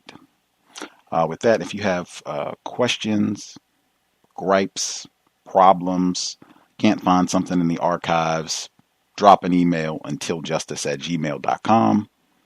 Untiljustice@gmail.com. You can also follow us on Twitter @untiljustice. Feel free, share the program, share the archives if you think it is constructive and would help non-white people get a better understanding of white supremacy, racism, what it is, how it works. Any final thoughts folks need to get in before we wrap things up?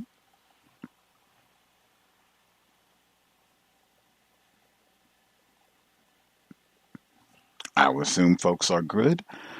Thanks kindly to all the folks who the person 8536. Did you have commentary you wanted to share? Oh yes, hey, I'll make this quick. Oh yeah, you and all the other callers are right. There has always been this tying in with Russia and Black people who fight against white supremacy, going back to Paul Robeson. And now, mind you, the Russians were using him, as propaganda against white Americans, but if you remember the infamous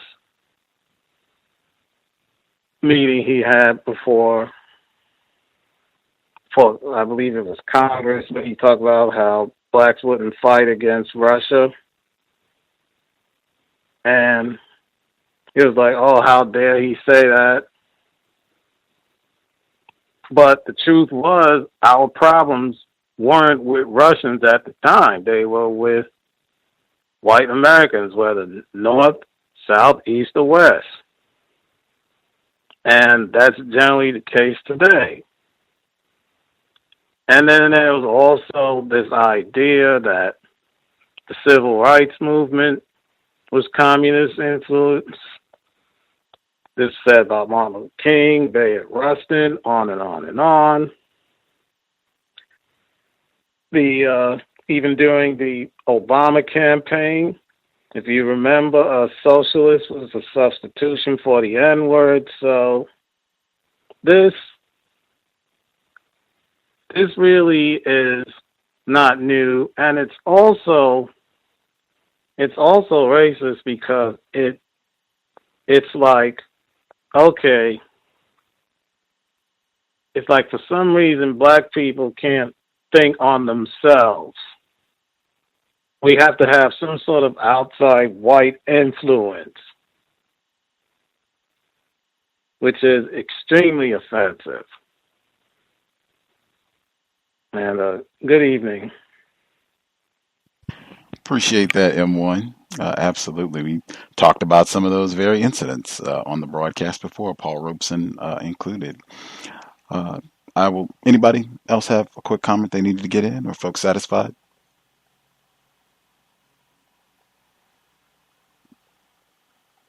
I'll assume we got everybody. Don't see any other hands that we missed. Grand. We will.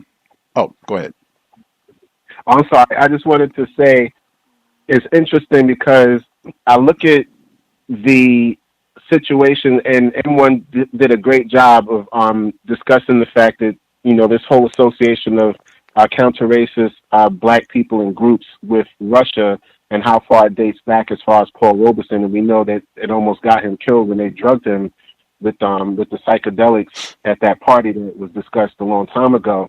And it just kind of reminds me of how the system of white supremacy works, in the sense that when you're associated, even if it's with another white group of white people, and they're against the more powerful white people or the other powerful white group, then you just become the expendable person in the middle, and they're just playing you off on the other group as a problem, which is kind of what happened with the war between the Revolutionary War here.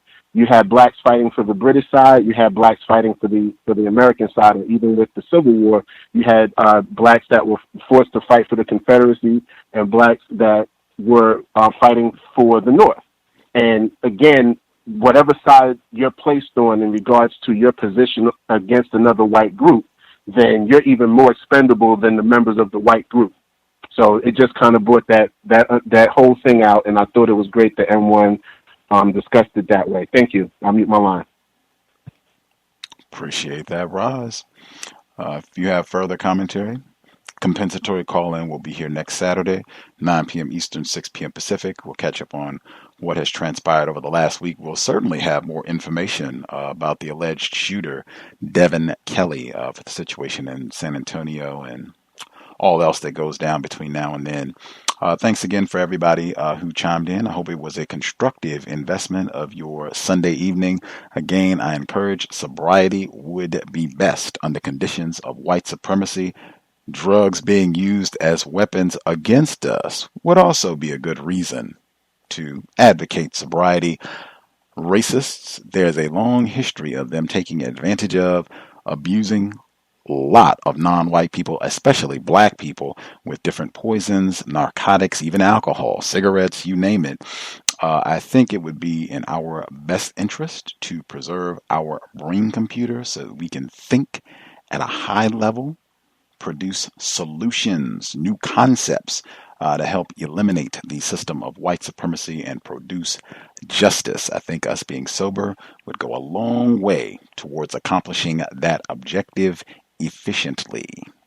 That said, Creator, we ask that you help us remain patient with other black people, victims of white supremacy. We ask that you help us remain patient with ourselves.